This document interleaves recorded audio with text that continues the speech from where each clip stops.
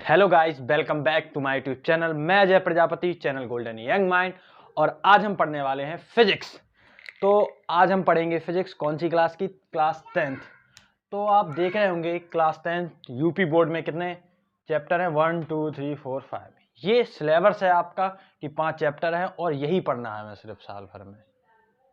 कुछ चैप्टर हट भी सकते हैं, लेकिन मैं तो पूरे चैप्टर आपको पढ़ाऊंगा। जो हट जाएंगे तो ठीक है, अगर नहीं हटे तो आपको ये सारे पढ़ने हैं। तो पहला चैप्टर जैसे आप देख रहे होंगे, प्रकाश का परावर्तन एवं अपवर्तन, मतलब reflection of light and refraction. देखो, रिफ्लेक्शन है और यहाँ पे रिफ्रैक्शन है ऑफ लाइट। मानव नेत्र एवं रंग बिरंगा संसार, human eyes and colourful world. Third है अपना विद्युत मतलब इलेक्ट्रिसिटी। फोर्थ चैप्टर है विद्युत धारा का ऊष्मीय प्रभाव, heating effect of electric current. पांचवा चैप्टर अपना है विद्युत धारा का चुंबकीय प्रभाव, मतलब magnetic effect of electric current. ये पांचों के 5 चैप्टर हैं आपके सिलेबस में। अब हम देखेंगे कि इनमें पढ़ना क्या क्या है। थोड़ा ही थोड़ा देखेंगे, लेकिन जब हम लोग चैप्टर पढ़ेंगे तो उसमें हम पूरी डिटेल के साथ एक एक चीज बारीकी के साथ देखेंगे। तो देखते हैं सबसे पहले पहला चैप्टर, प्रकाश का परावर्तन एवं अपवर्तन। तो सबसे पहले जैसे चैप्टर का नाम ही है प्रकाश का परावर्तन, तो पहले प्रकाश के बारे में पढ़ेंगे, फिर प्रकाश का परावर्तन पढ़ेंगे, फिर बहुत सारी चीजें इसमें पढ़ने वाले हैं हम लोग। जैसे ये तो हो गया इतना, फिर अपवर्तन इसी चैप्टर में है अपवर्तन, लेकिन मैं आपको अलग अलग करके पढ़ाऊंगा। प्रकाश का परावर्तन अलग पढ़ाऊंगा और प्रकाश का अपवर्तन अलग पढ़ाऊंगा। फिर अपना है मानव नेत्र एवं रंग बिरंगा संसार। तो इसमें मानव नेत्र सबसे पहले हम ह्यूमन आइज के बारे में पढ़ेंगे। फिर इसमें कौन कौन से इफेक्ट, मतलब इसमें दोष हो जाते हैं कुछ, निकट दृष्टि दोष, दूर दृष्टि दोष, ये सब पढ़ेंगे हम लोग। फिर आंख के बारे में भी बहुत सारा पढ़ना है कि इनमें कौन कौन से पार्ट, सारे पार्ट्स आंख के बारे में पढ़ेंगे। फिर रंग बिरंगा संसार में इसमें क्या आ जाएंगे, कलरफुल जो वर्ल्ड है उसमें क्या, देखो प्रकाश का प्रकीर्णन आ जाएगा। ऐसी चीजें बहुत सारी आने वाली हैं इसमें। ये 2 चैप्टर आप समझ चुके होंगे। फिर अगर तीसरे चैप्टर की बात करें, विद्युत। विद्युत आप जानते ही हो, इलेक्ट्रिसिटी। इसमें ओम का नियम भी पढ़ने वाले हैं हम लोग। और जो विद्युत है, ओम के नियम, फिर विभवांतर वाले पढ़ेंगे, विभव पढ़ेंगे, मतलब बहुत कुछ पढ़ने वाले हैं इस वाले चैप्टर में भी। फिर विद्युत धारा का ऊष्मीय प्रभाव और विद्युत धारा का चुंबकीय प्रभाव, मतलब चुंबक से रिलेटेड, और इसमें ऊष्मा से रिलेटेड हम लोग पढ़ने वाले, मतलब एनर्जी को, जूल है जो, उसको कन्वर्ट करना है, और यहाँ पे चुंबक है तो चुंबकीय क्षेत्र में कन्वर्ट करके, ये सब चीजें हम पढ़ने वाले हैं। तो इन सबको पढ़ने तो है ही हमें, लेकिन उससे पहले आज हम पढ़ेंगे लाइट मतलब प्रकाश। तो प्रकाश पढ़ने से पहले सबसे पहले एक ही चीज देखेंगे, प्रकाश की डेफिनेशन। मतलब प्रकाश है तो, लेकिन होता क्या है? प्रकाश है, ठीक है, बिल्कुल है, सबने देखा है, हर जगह प्रकाश है। आप हमें देख पा रहे हो तो यहाँ पे भी प्रकाश का एक बहुत बड़ा रोल है। तो इसमें देखने वाले हम लोग प्रकाश। तो प्रकाश में देखो बहुत सारी, अगर बात करें प्रकाश के बारे में तो जितनी भी बात करें उतनी कम होगी। लेकिन अगर प्रकाश, तो मोस्टली 2 पार्ट, द्वैत प्रकृति होती है जिसमें कर्ण और तरंग दोनों नेचर होते हैं। लेकिन हमें अभी पे सिर्फ किरण वाली प्रकृति इसकी हमें पढ़नी है, और ज्यादा डिटेल में हम जाएंगे नहीं। लेकिन जब इंटर में यही चैप्टर हम लोग पढ़ेंगे तो उसमें बहुत डिटेल में द्वैत प्रकृति, पूरा कर्ण, तरंग, सारा सब कुछ बहुत ही डिटेल के साथ पढ़ना है। लेकिन आप 10th पढ़ रहे हैं तो 10th में ज्यादा आपको बता नहीं सकते, सिर्फ लिमिटेड चीजें ही पढ़ने। तो प्रकाश की डेफिनेशन में क्या है? प्रकाश एक प्रकार की ऊर्जा है जो हमारी आंखों की दृष्टि तंत्रिकाओं पर पड़कर उन्हें उत्तेजित कर दृष्टि संवेदना प्रदान करती है। ये तो रही डेफिनेशन की बात, लेकिन इसको समझेंगे कैसे, ये देखते हैं। देखो, प्रकाश एक प्रकार की ऊर्जा है। आप सभी ने देखा होगा, आजकल तो बहुत ही अच्छा इसका एग्जाम्पल चल रहा है कि जो सोलर प्लेट हैं, सोलर प्लेट, उनसे हम क्या, देखो प्रकाश की सहायता से, सूर्य की सहायता से प्रकाश आता है और उस प्रकार को हम सोलर प्लेट में कैप्चर करते हैं, जिससे हम क्या होता है कि विद्युत विद्युत के रूप में हम उसको यूज करते हैं। कूलर, पंखा, मतलब इतनी भारी चीजें नहीं, लेकिन अगर बहुत बड़ा पैनल लगा हो तो वहां पे हम ये चीजें भी चला सकते हैं। आप देख रहे होगे बहुत बढ़िया चीज है ये सोलर प्लेट। तो सोलर प्लेट की सहायता से हम ये सब कर लेते हैं, क्योंकि कन्वर्ट कर रहे हैं अपन लोग, जो प्रकाश है, प्रकाश से किस ऊर्जा में कन्वर्ट कर रहे हैं? विद्युत ऊर्जा में। तो प्रकाश एक प्रकार की ऊर्जा है, ये बात आपकी क्लियर हो चुकी होगी। फिर आगे मैंने लिखा है जो हमारी आंखों की दृष्टि तंत्रिकाओं पर पड़कर उन्हें उत्तेजित कर दृष्टि संवेदना प्रदान करता है। तो इसको समझने से पहले एक चीज मैं आपको समझाना चाहूंगा, देखते हैं कैसे। सपोज आप और आपके फ्रेंड बैठे हैं। अगर आपका फ्रेंड आप में चाटा मारे तो आप क्या एक्साइटेड हो जाते हैं? एक्साइटेड होंगे कि नहीं होंगे? अरे बिल्कुल होंगे। सेम ऐसे ही समझो, प्रकाश है और हमारी आंखों का खेल है। प्रकाश जो है एक प्रकार कोई दोस्त है और आंखें हैं। तो जैसे ही प्रकाश आंखों पे पड़ते तो वो एक्साइटेड हो जाते हैं। जब आप अपने फ्रेंड को चाटा मारेंगे तो वो एक्साइटेड हो जाएगा, किस लिए कि वो आपको मारे।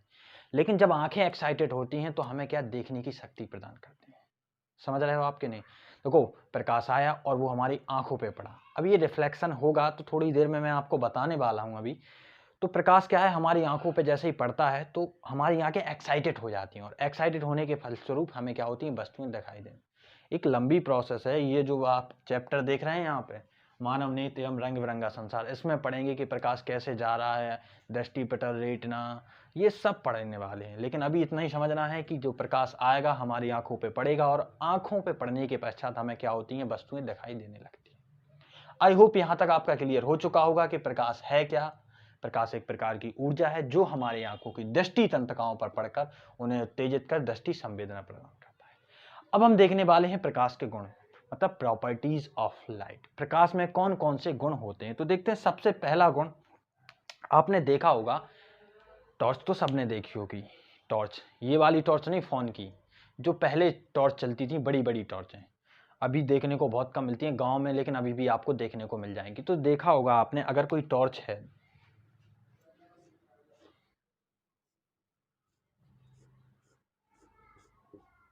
अगर टॉर्च को हम स्टार्ट करते हैं तो यहाँ से देखा होगा कुछ प्रकाश ऐसा जाएगा, देखा होगा बहुत दूर तक चला जाता है, बिल्कुल सीधा चला जाता है। तो इससे हम क्या कंक्लूजन निकालें कि जो प्रकाश है एक सीधी रेखा में चलता है।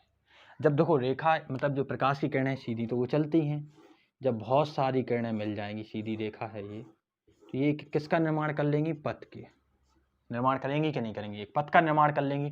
तो हम यहाँ पे बोल सकते हैं कि प्रकाश एक सीधी रेखा के साथ साथ एक सीधे पथ पर भी चलता है। क्लियर है कि नहीं है आपका इतना? अरे बिल्कुल क्लियर होगा, एक सेकंड रुकिए। हाँ, तो पहला गुण हम क्या बोल सकते हैं कि प्रकाश जो है एक सीधी रेखा में चलता है।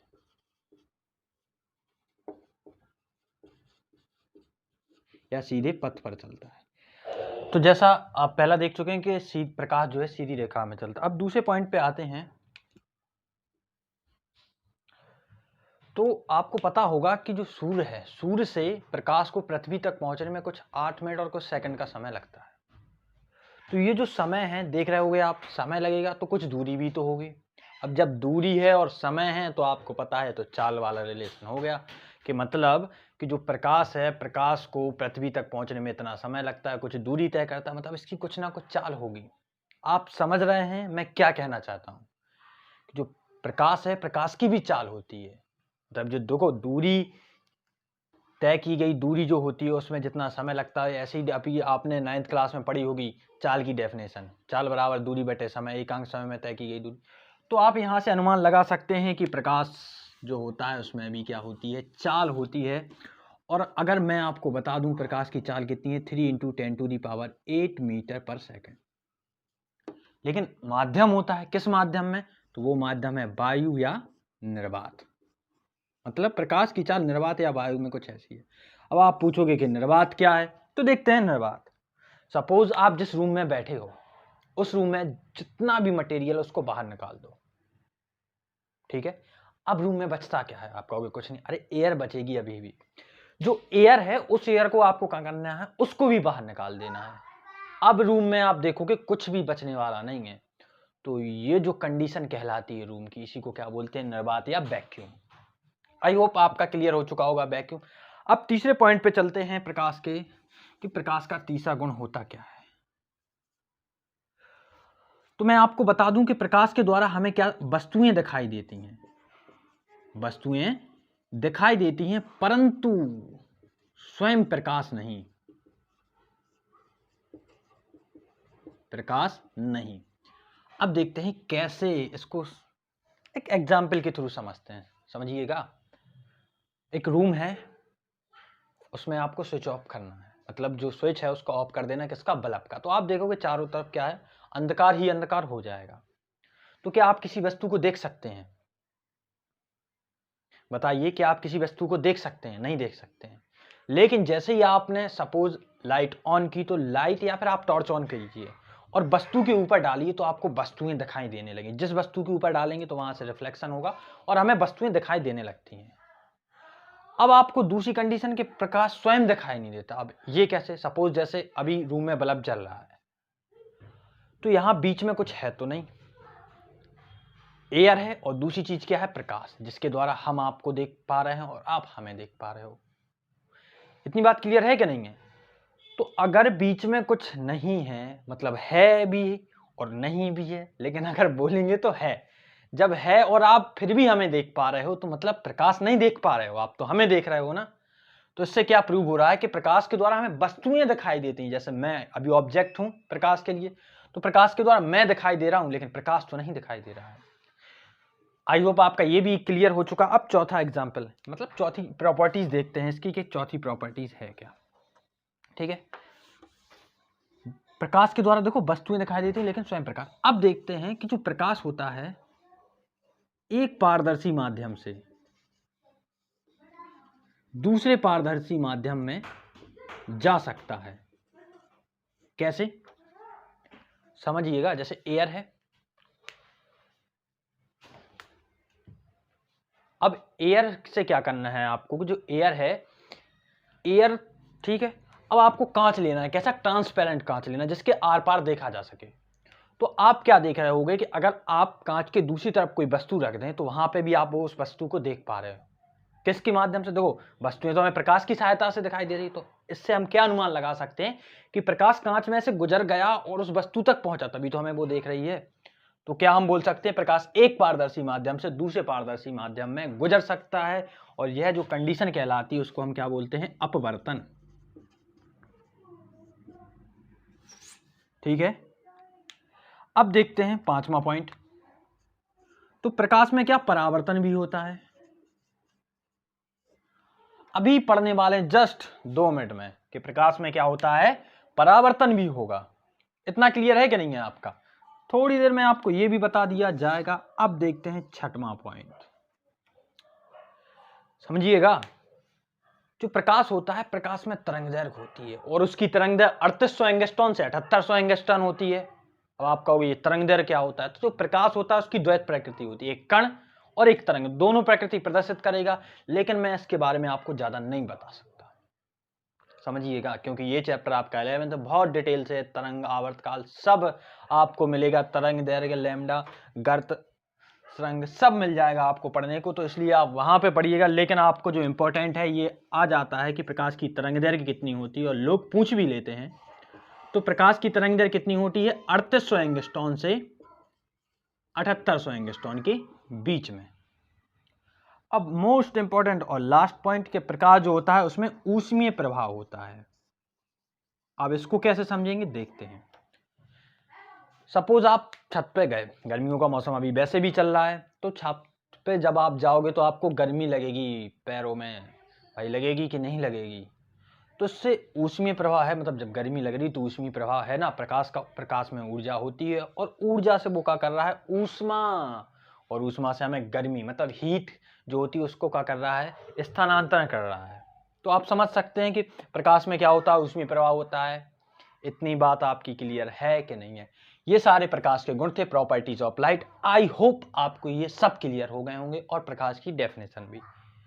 अब हम बात करने वाले हैं बहुत ही इंपॉर्टेंट टॉपिक। इसको अगर आप चाहें तो स्क्रीनशॉट ले सकते हैं, अगर ले लें पॉज करके ले लेना, फिर मैं इसको हटा देता हूं।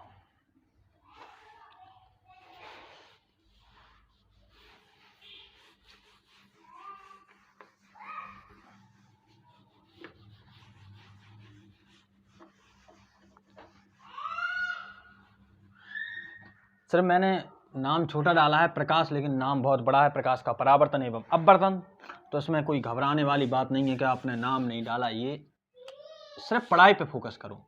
और मैं एक चीज़ और बता दूं कि अगर आप चाहते हो कि ये जो मैं वीडियो दे रहा हूं आपको ये बहुत ही अच्छे से समझ में आए, बिल्कुल माइंड में घुस जाए, एक बार पढ़ें और हमेशा याद आए, तो एक रिक्वेस्ट है, जब भी आप वीडियो देखें तो क्या करना है? आपको पेन और कॉपी लेके बैठना है। जो भी मैं बता रहा हूं या पढ़ा रहा हूं उसको नोट डाउन करते रहिए। अगर आप सोचें कि ऐसी वीडियो देखी एज अ मूवी, तो भाई इतने तो तुम इंटेलिजेंट हो नहीं कि एक बार में देख के पढ़ा लोगे पूरा और याद कर लोगे। सबसे अच्छी बात तो ध्यान रखना है पेन और कॉपी लेके। तो देखते हैं अब अपना मेन टॉपिक प्रकाश का परावर्तन। यही है अपनी नेक्स्ट हेडिंग बोल सकते हैं, टॉपिक बोल सकते हैं, आपको जो बोलना है वो बोल सकते हैं। अब आप कहोगे ये लाइन क्या खींच दी, तो देखते हैं। आपने कांच तो देखा ही होगा, और कौन सा कांच? जिसकी सहायता से आप अपना चेहरा देखते हैं। उसके एक तरफ क्या होती है? पॉलिश होती है कि नहीं होती है? अरे भाई देख लेना, जो शीशा होता है उसको कभी खोल के देखना, उसके तक पीछे तरफ पॉलिश होती है। तो जो पॉलिश होती है ये किस लिए होती है पॉलिश?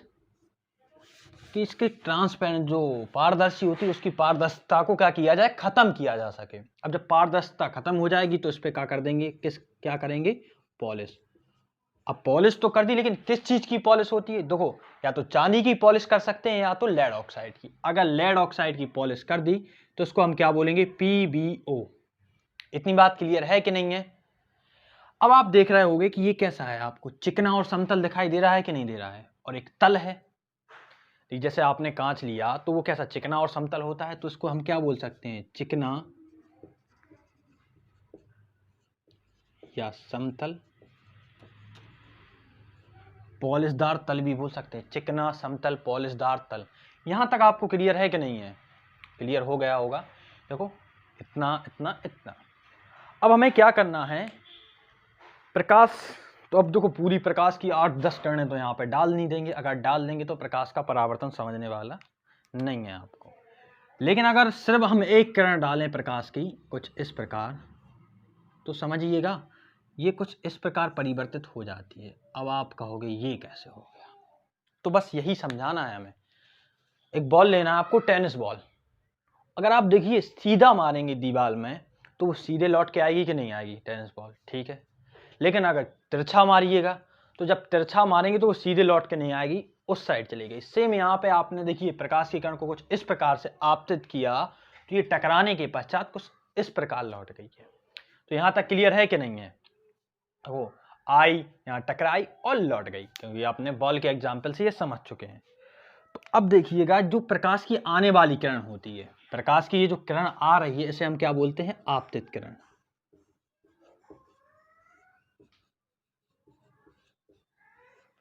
और जो टकरा के जाती है, इस किरण को क्या बोलते हैं? परावर्तित किरण।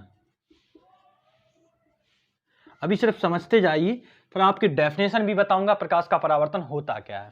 देखो, जिस बिंदु, ये बिंदु आपको दिखाई दे रहा है, यहाँ पे आपतित किरण और परावर्तित किरण दोनों मिल रही है, सॉरी। तो इस बिंदु को हम क्या बोलते हैं? आपतन बिंदु।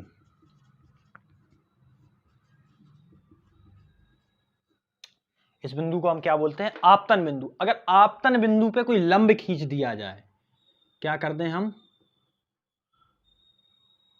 लंब खींच दें, तो इसको हम क्या बोलते हैं? अभिलंब।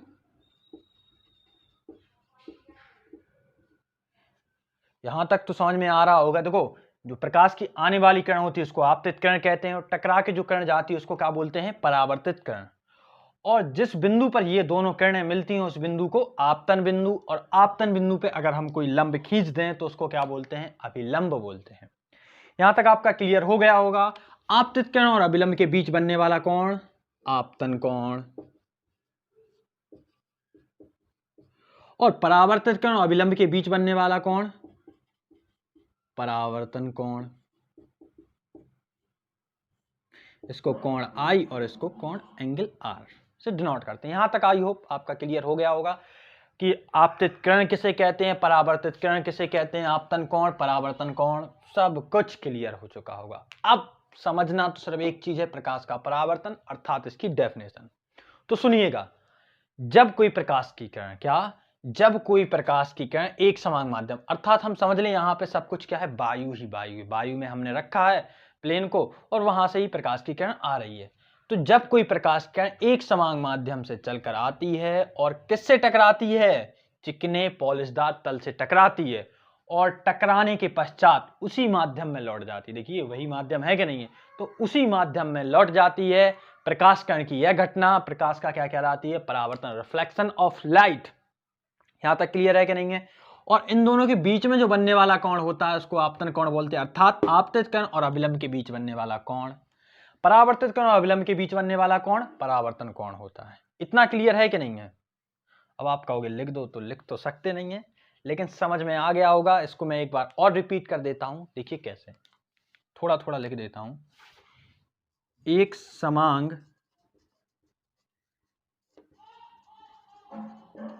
माध्यम से चलने वाली प्रकाश की किरण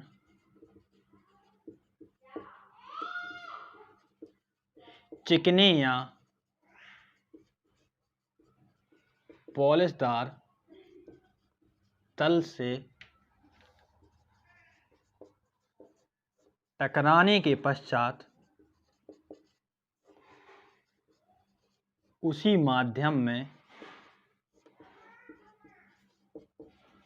लौट जाती है। देखिए, एक समांग माध्यम से चलने वाली प्रकाश की किरण किसी चिकने या पॉलिशदार तल से टकराने के पश्चात उसी माध्यम में लौट जाती है। टकराने के पश्चात उसी माध्यम में लौट जाती है। प्रकाश किरण की यह घटना क्या कहलाती है? प्रकाश का परावर्तन। देखिए, अब मैंने लिख भी दिया है तो बहुत अच्छे से आपको समझ में आ गया होगा। अब प्रकाश के परावर्तन के सिर्फ दो नियम हैं, सिर्फ और सिर्फ दो नियम। अगर आप चाहें तो इसको नोट कर सकते हैं, नहीं तो स्क्रीनशॉट लीजिए, बढ़िया। फिर आगे बढ़ते हैं।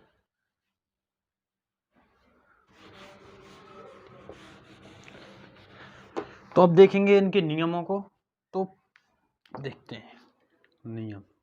सिर्फ मैं बता चुका हूं आपको, दो नियम हैं। पहला नियम देखो, आपतित किरण, परावर्तित किरण और आपतन बिंदु पर अभिलंब। ये चिकना या समतल जो है, ये क्या है? तल है। कौन सा तल है? परावर्तक तल। क्योंकि यहां से क्या हो रहा है? प्रकाश का परावर्तन हो रहा है, और परावर्तन के कारण ये क्या है? परावर्तक तल। तो आप देखेंगे, देखिए, आपतित किरण ये रही, आपतन बिंदु पर अभिलंब और परावर्तित किरण, तीनों चीजें, आपतित किरण, परावर्तित किरण और अभिलंब, एक ही तल पर है कि नहीं है? क्योंकि दूसरा तल है कोई? नहीं है ना। तो यही तो पहला नियम है कि आपतित किरण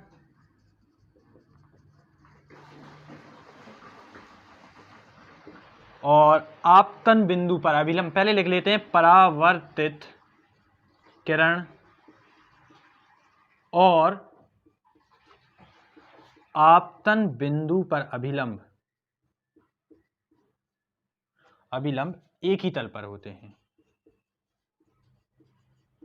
इतनी बात क्लियर है कि नहीं है? दूसरा तो बहुत ही सिंपल, जब भी देखो प्रकाश का परावर्तन होगा तो आपतित किरण, परावर्तित किरण, आपतन कोण, परावर्तन कोण बनने वाला है कि नहीं है? बिल्कुल बनेगा। तो दूसरा नियम क्या कहता है कि आपतित किरण और अभिलंब के बीच बनने वाला आपतन कोण का मान परावर्तित किरण और अभिलंब के बीच बनने वाले परावर्तन कोण के मान के सदैव बराबर होता है। कहने का मतलब है, आपतन कोण की जो वैल्यू होगी वो किसके इक्वल होगी? परावर्तन कोण के।